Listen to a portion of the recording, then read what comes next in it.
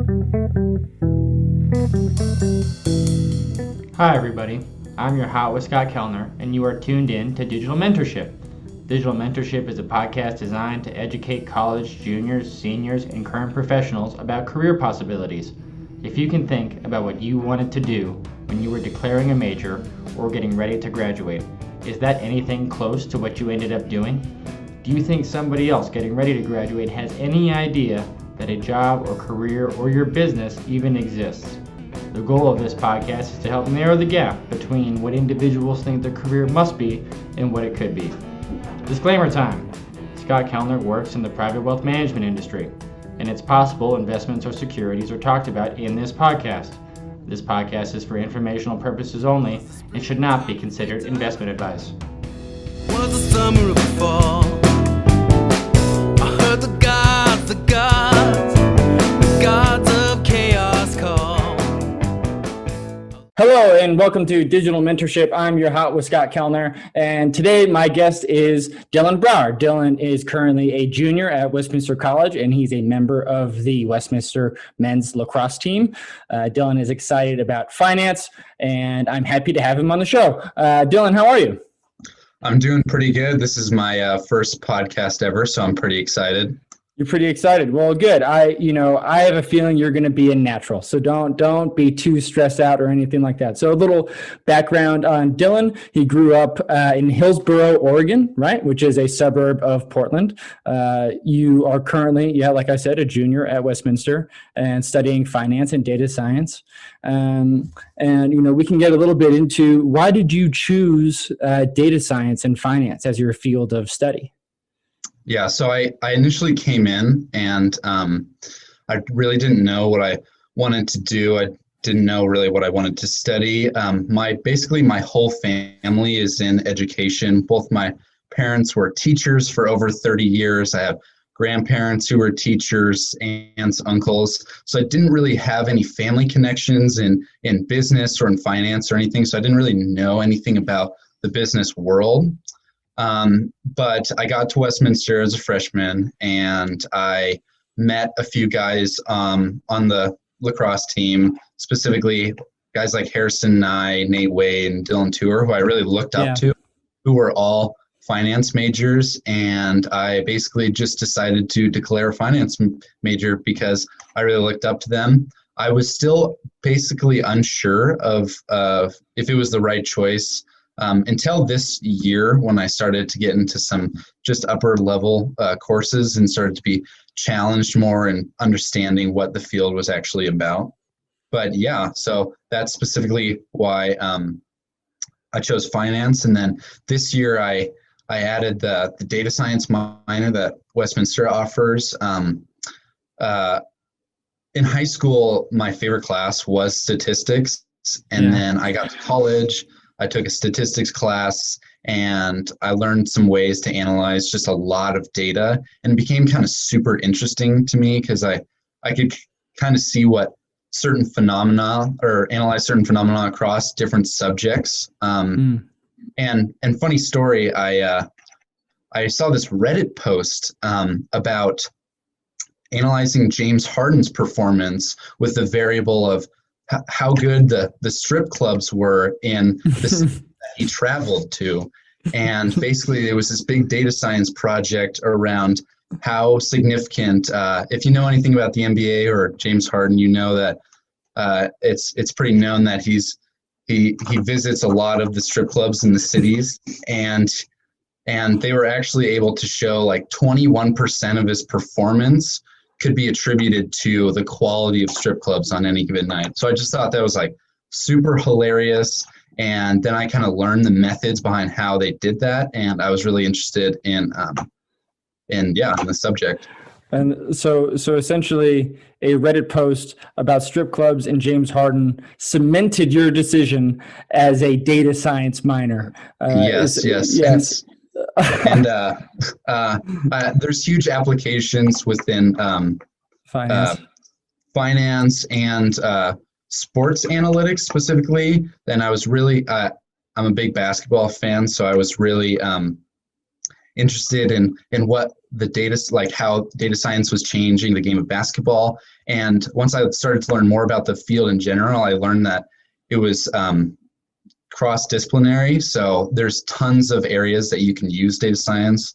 And I just thought it was super interesting. Well, that's great. I'm thank you for sharing that. I kind of want to take a second just to back up. So, one of the things I always like to do on this show is play this little game called Two Truths and a Lie. And so you told me that you have landed a backflip on skis. You once were completely lost in the southern Utah desert at night, which is very believable to me. Not because I know you and would think that you would do that, but just because I feel like have been lost in the Utah desert at night. And lacrosse was not my first love of a sport. Let's see, I think the Utah desert thing is true. You're from Oregon. So I know you like to ski though, but I'm going to say the landing a backflip on skis is a lie. Yeah, that is a lie. I have attempted about 3 or 4 backflips and under-rotated on half of them and totally wiped out, and then over-rotated on some and landed on my back. I'm trying to get it down, but it's hard. I never grew up skiing that much, so right. Yeah. What you got to go to like Woodward or something, man. You got to go are you doing this off of cliffs or are you doing them off of like kickers? It's like kickers, but I need some help. I need some actual instructions. And just my friends say, you need to go do this. Huck it, man. Well, be careful doing that stuff. I don't think Coach Kerwin would be very pleased if he knew, if you got hurt. So going back to the data science part and what you're studying at Westminster, what kind of like tools are you guys using? What do you think, what are some of the exciting things you see kind of like on the horizon of like data science? Yeah, that's a really good question. Specifically in the classes that I've taken and the projects that I've done at Westminster, the main programming language we use is R, which is specifically designed around statistics. And then I recently took a class in the fall where we learned basically how to build a super powerful model, a linear regression model, multiple linear regression model. And so I was able to do a final project on NBA player salaries and based around predicting it with key like performance metrics. And I'm just really excited to learn more about like the statistics, different statistics methods, and then applying those to different fields and projects that I find really interesting. Well, I think we kind of have a similar track or a similar path in that, I'm also passionate about data and data science. I think, right before we got on this podcast, I was having a team meeting at my company, and we were going over all of the Google Analytics data for our website and trying to figure out, what's working and what's not. And so aside from Google Analytics, I've always loved doing things in Excel, and am also enjoy statistics. And but I guess and I think one of the things that's interesting is when you think about whether or not you want to pursue a career in finance and apply some of these data science principles that you're learning, or a career perhaps in working in the front office for an NBA team. Like, do you ever think about trying to do that? Yeah, that would be a dream come true. I need to refine I need to learn the programming language Python and get a little more into the statistics classes, but that would be a dream. Another good thing, and another reason I picked up the data science emphasis was basically because if I go into finance and maybe not really like the work that I'm doing, data science kind of gives me like some of the quantitative skills to where I can apply those skills to other fields like marketing or other health. Data science is big in healthcare and different things like that. So it kind of gives me some skills to where I can apply them to a variety of different fields. Right. And so let's talk about how you ended up at Westminster College. Was it just because of lacrosse? Yeah, so it was basically a dream of mine my whole life to play lacrosse in college. I had been playing since fourth grade, and in high school, I was working really hard to become a better and better player, and eventually got an offer from Westminster after I visited and had a prospect camp, and I immediately took it. Looking back, it might not have been the most rational decision. It was kind of a quick impulse, but I'm so glad that I ended up at Westminster. I was basically going to take the first offer that a college gave me, and I'm super fortunate that I ended up at Westminster. I actually didn't know that Utah had skiing until I came here. Oh, really? No idea. And I didn't really grow up skiing that much. I had no idea. I was just like, I want to play lacrosse in college. And I thought the school was affordable for me. It was cheaper for me to go to Westminster than it was to go to my in-state public school. And I liked camping and stuff. And I knew Utah had a lot of outdoor activities. And then I learned about the skiing once I got here. Oh, that's funny. So the whole package kind of made it it's making it an awesome experience. So I'm very grateful to be here. Talk a little bit about what it's like being a student athlete and trying to find that balance between school and sports. Yeah, it's definitely very difficult, especially when we get into the meat of our schedule in the spring, which is kind of like coming up here pretty soon. Yeah, I'm excited. I'm calling the games again. I can't wait. Yeah, it's coming up. We are very excited after a year of not playing a single game. We're actually going to Alabama this weekend, but right. It is difficult being a student athlete just because, I'll be gone for 4 days this weekend. I have a lot of homework that's building up and projects that I need to work on that are building up, and getting that work done while we are flying for 2 days and in hotels, and we have film, and then we have practice before or shoot around before the games, and you're really focused fully on the task at hand, which is the game, the sport you're playing. So it's definitely hard to balance it, but it's taught me a lot about time management and just some behavioral skills that help me be more productive and get the things that I need to do done outside of lacrosse.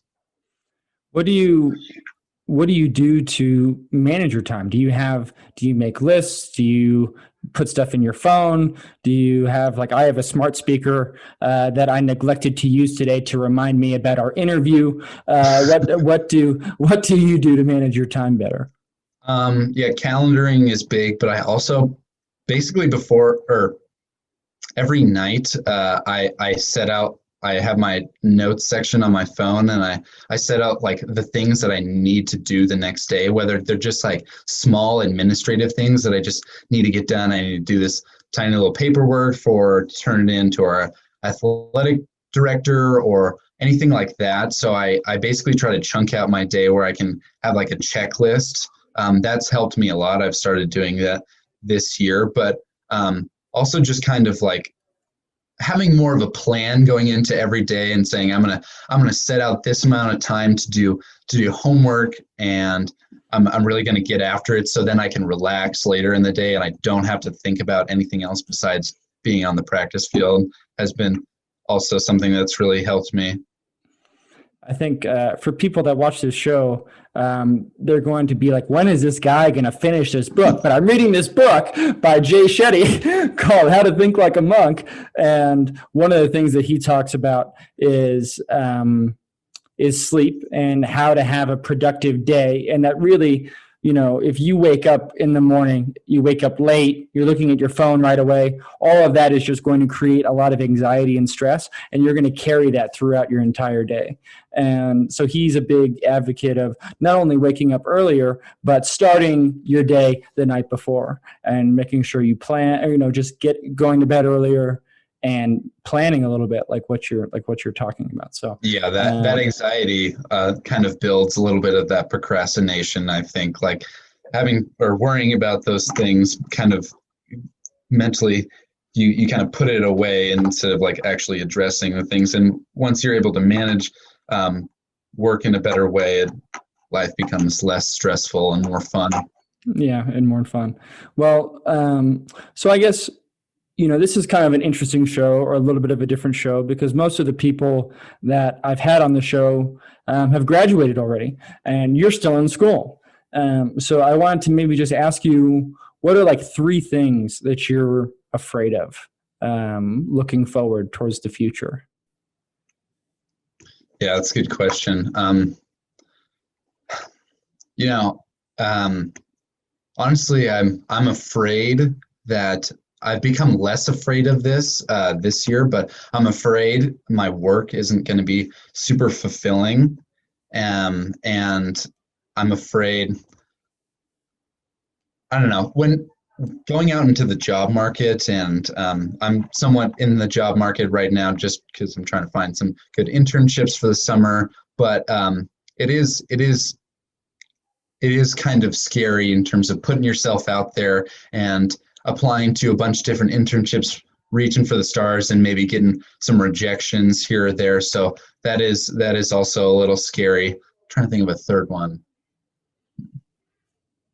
I don't know if I can think of a third one. I might sit on it and you can email me. Yeah, you can email me later I'll put it in the show notes or something.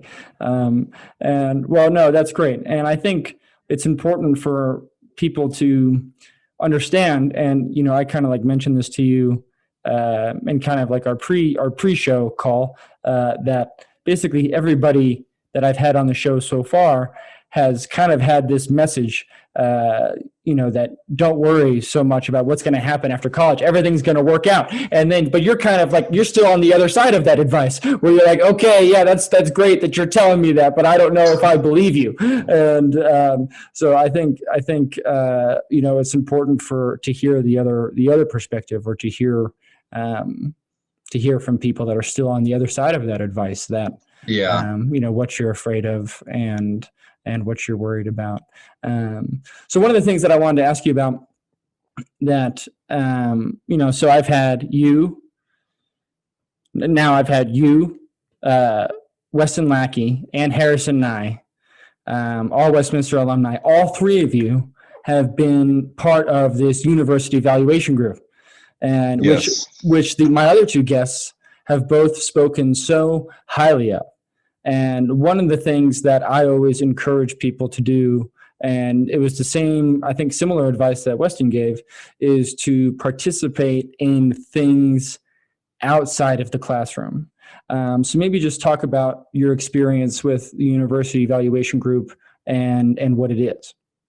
Yeah, so I recently joined University Evaluation Group. It's a student-led group headed by Richard Haskell, and basically we are performing some valuations for smaller Salt Lake City businesses that are part of the Goldman 10,000 Small Business Program. The businesses span all different industries, and we're working with the businesses, collecting financial data, and then building some valuation models. And then the companies have requested the valuations just for like a variety of different reasons. A few people just want to get a picture of how their firm stacks up against other businesses within the industry.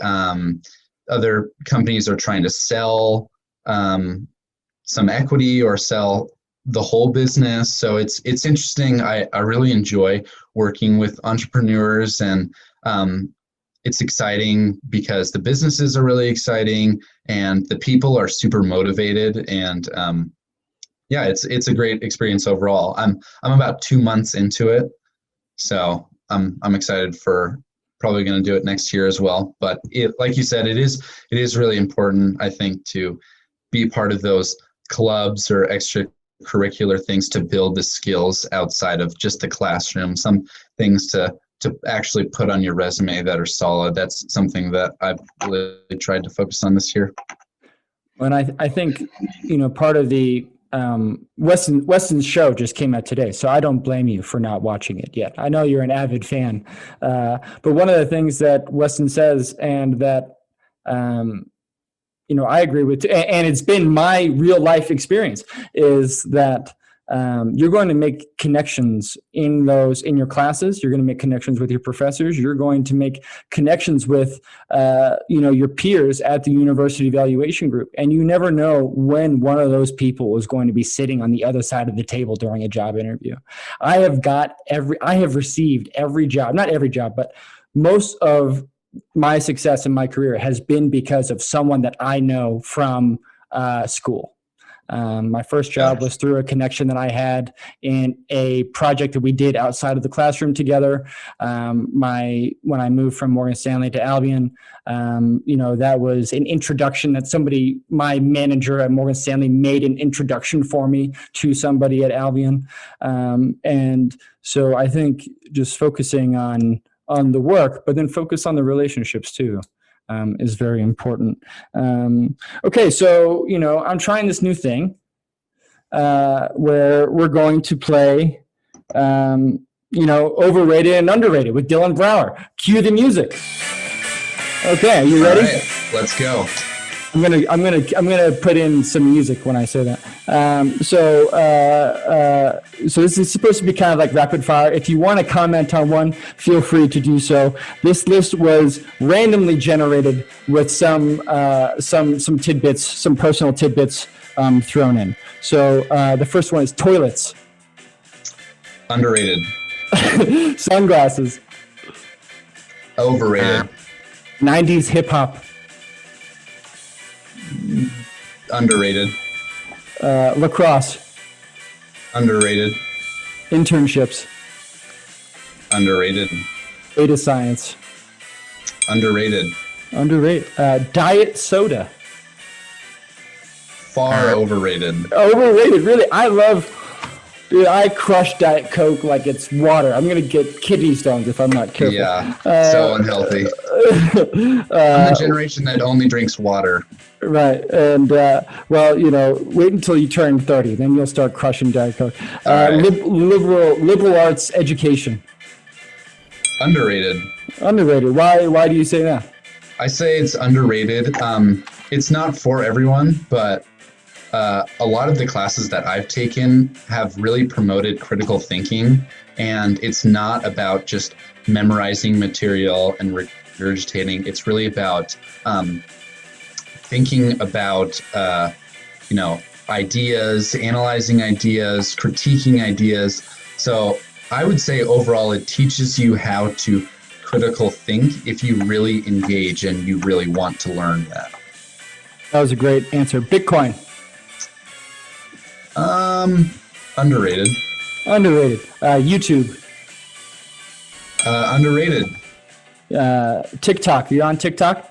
Overrated. Overrated. No, I love TikTok. You got to follow me on TikTok, dude. NFTs. What is an NFT? Non-fungible tokens. It's all right. Skip. Tesla. Underrated. Why do you say that? I just think it's a great company, and I think they're going to have a lot of, especially with regulations like California is going to have in the future of only electric cars, no combustion engines. I think the market is only growing, and they're going to become a better and more efficient and profitable business. I think so too. Katy Perry. Overrated. Yeah, Katy Perry. Only a few good songs. Chicken tenders. Underrated. Raising Cane's is the best chicken tenders. Where is that? What is it? It's like a southern food. On all of our trips, we usually go to Raising Cane's, and it's actually in California too. But Raising far Cane's. better than Chick-fil-A. Okay, I'll have to look that up.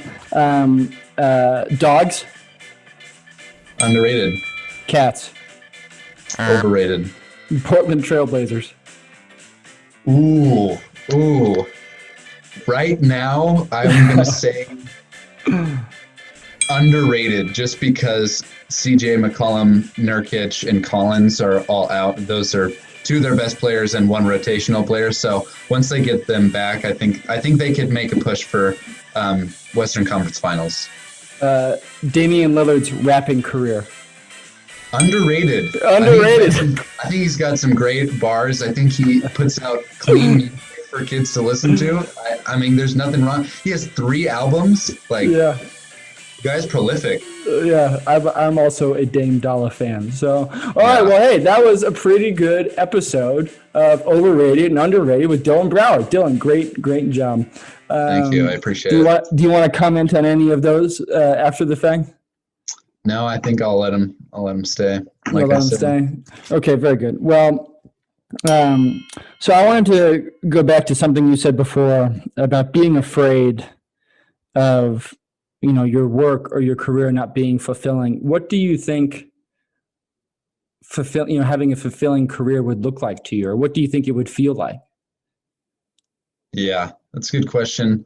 I think generally the work that most likely that I will be doing, I want it to have specifically like within finance, some positive impact on like I recently applied to the Utah Retirement Systems analyst internship, and I'm really excited. Hopefully I'll get an interview just because my parents are both public employees of Oregon, and they benefit from the pension and the retirement systems in Oregon. And I kind of want to give back and be able to use my knowledge to help public employees in Utah. So something where I can use my finance knowledge and data science skills to produce better outcomes for people and communities that I actually care about.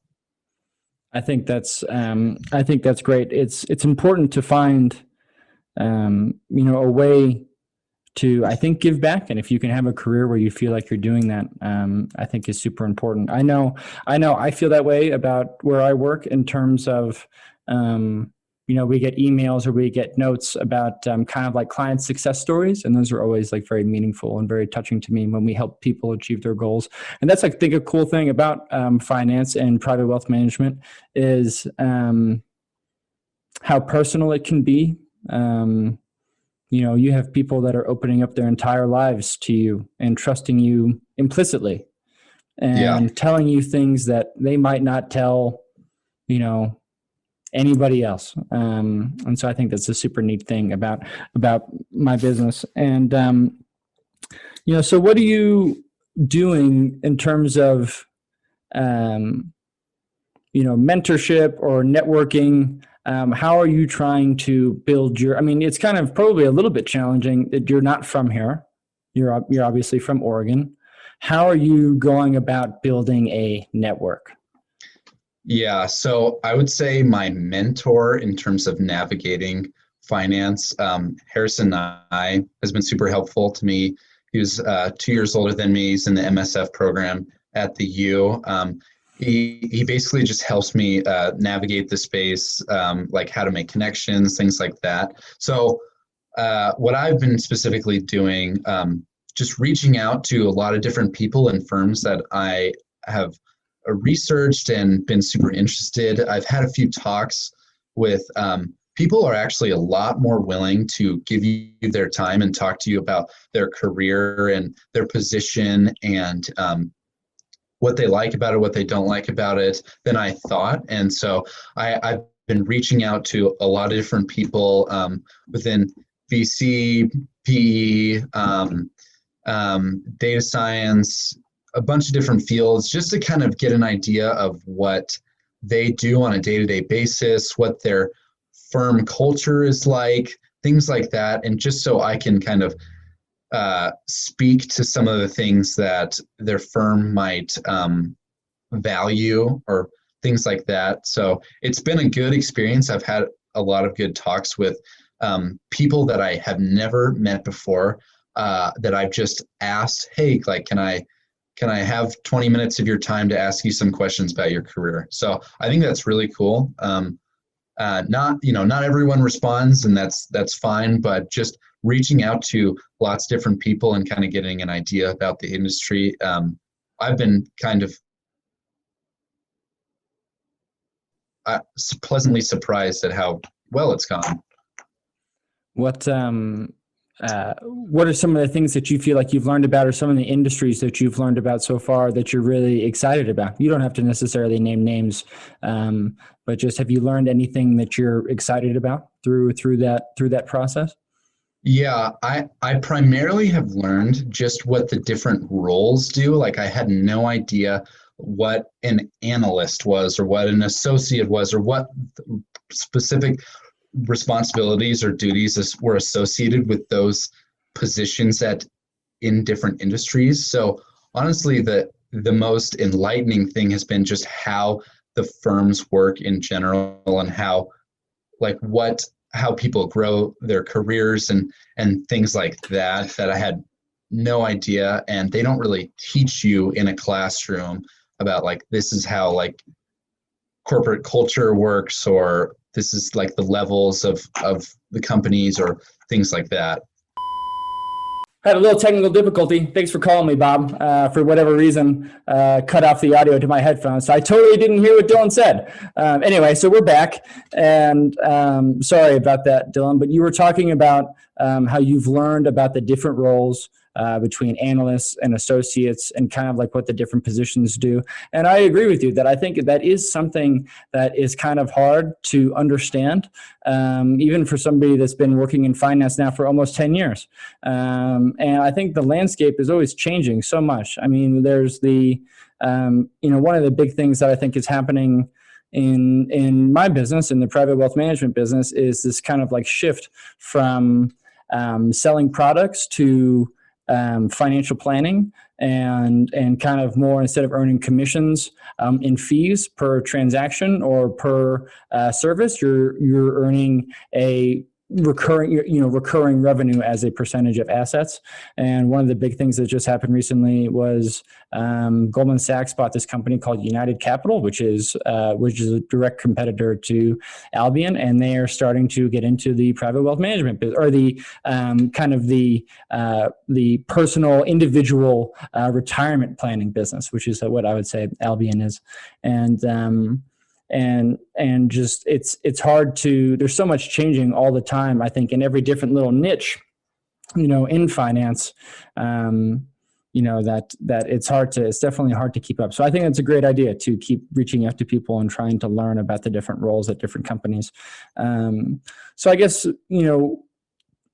talking about your parents being teachers, were they ever your teachers? Were you ever in a class of theirs growing up? Yeah, so my mom was a principal, actually, of an elementary school that fed into the middle school that I went to.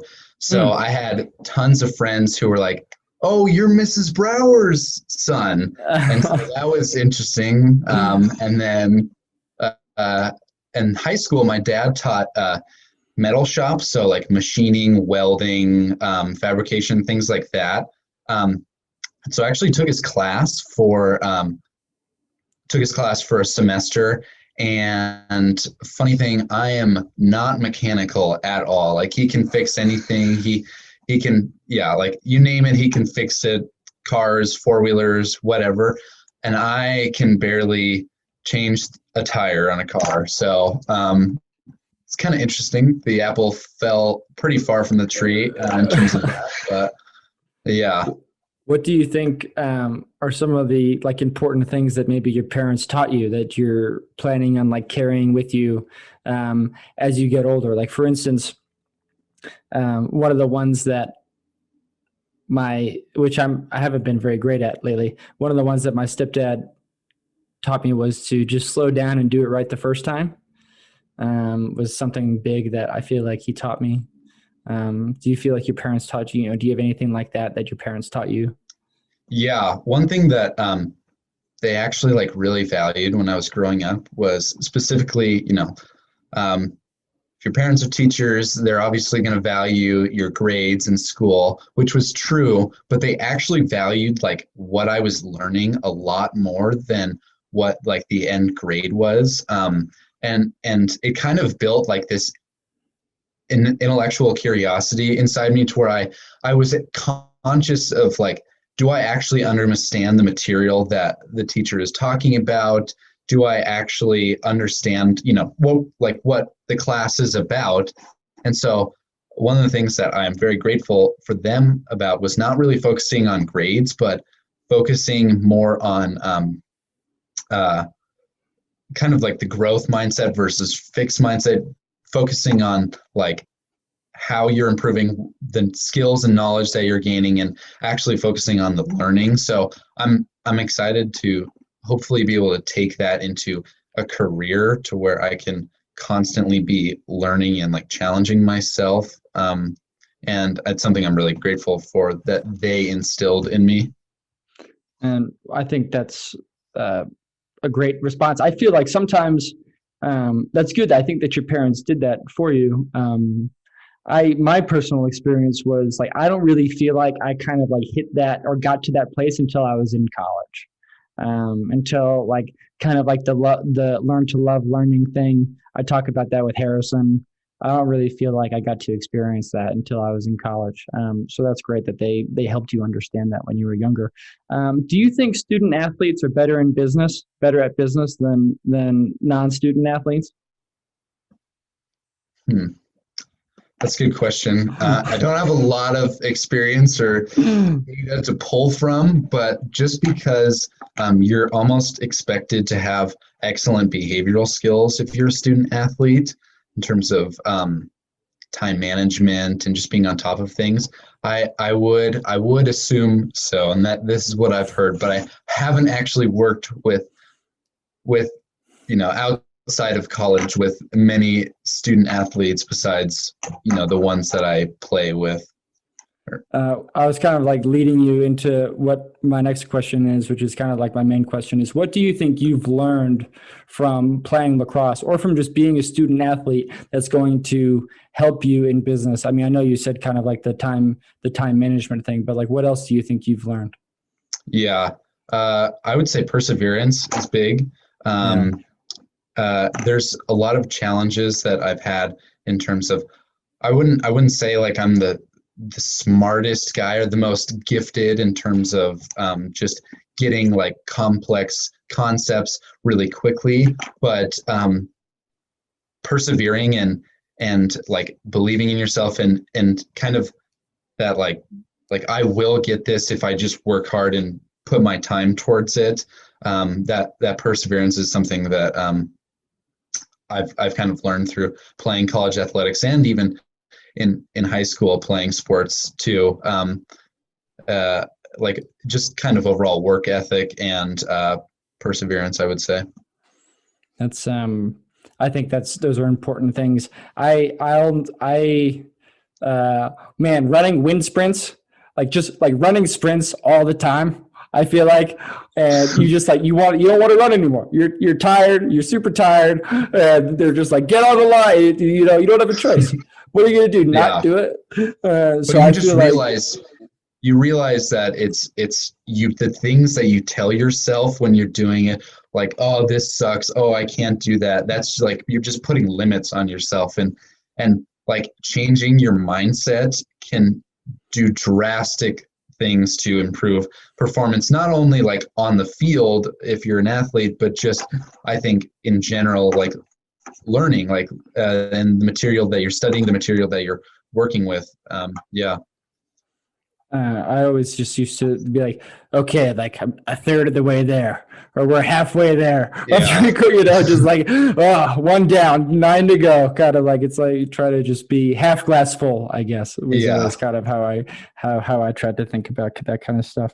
Well, Dylan, this has been super great. So we'll kind of like wrap up the show. What do you think, if you were going to give advice to yourself, like when you were thinking about going to Westminster College, or trying to just pick a major, or even maybe just advice to yourself right now as you think about starting your career, what do you think you would say?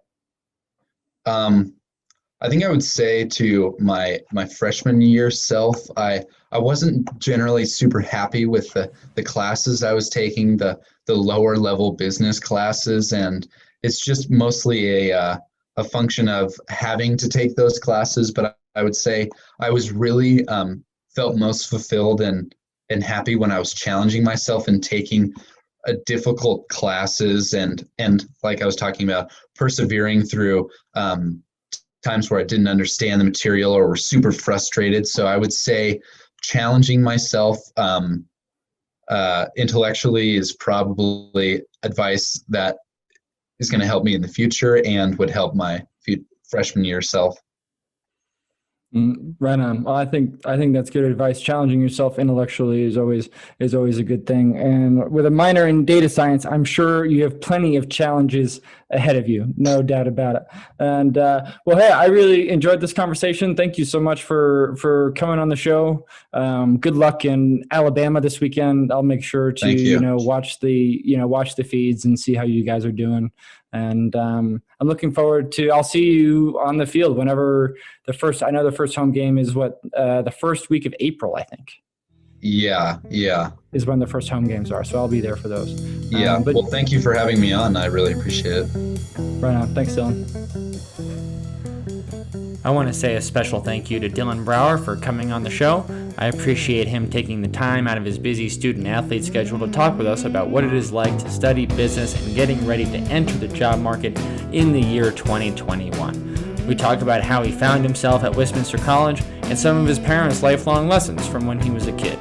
We also had a very successful game of overrated and underrated, and continuing to push himself intellectually is the advice he would give his former self.